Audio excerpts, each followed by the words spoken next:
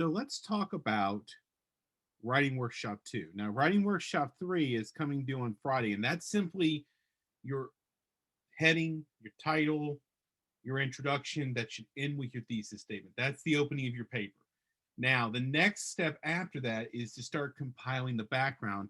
And to help us with this, let's take a look at the assignment sheet that this video is attached to.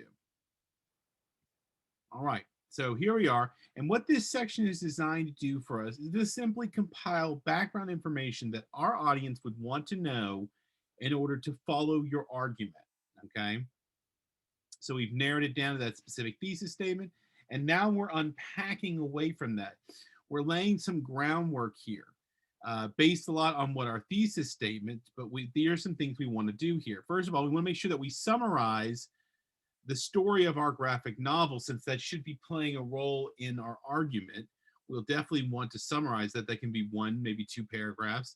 Also, if there's something we need to know, some other element connected to your thesis statement that we should be aware of, like some sort of terminology or some sort of definition about something that you're going to be discussing, it's in your best interest to use this section also to provide us with that definition or some explanation to sort of set up what's going to come next, where you're going to make your argument, and you'll be using those points that come from your thesis statement and expanding upon those. So this section roughly is about 2 to 3 paragraphs, give or take, okay?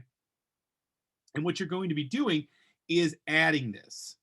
So here's what we're trying to do. And I have an example here. Here is somebody's introduction. This is their writing workshop 1. So you'll see they would have had their name, the class date, here's their title, here's their introduction. The last sentence is their thesis.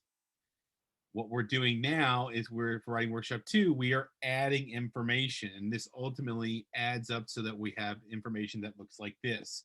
So this might be the end of one page. It could carry over onto 2 pages. Ideally, that's where we want to be, sort of the end of one page or onto a second page at this point, because what comes next is going to be the biggest section of our paper. Writing Workshop 3 is going to cover our argument. So this is all about laying down that groundwork, laying down that new bit of track for us before we then dive headlong into supporting that thesis statement, very specifically using the points that we've laid out. All right, hopefully this has been useful to you guys. Good luck.